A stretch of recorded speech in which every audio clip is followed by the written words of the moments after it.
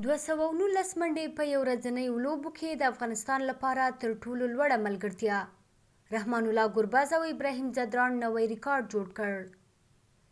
د افغانستان کرکټ ملي لوبډلې پیلیزو توپوهونکو رحمان الله ګربز او ابراهیم ځدراڼ د بنگلادیش پر وړاندې د روانې لوبلړۍ په دویمه لوبه کې د لومړۍ وکټې لپاره د سترې ملګرتیا له جوړولو وروسته په یو ورځنیو سیالیو کې د تر ټولو اوږدې ملګرتیا کارنامه په خپل نوم کړه.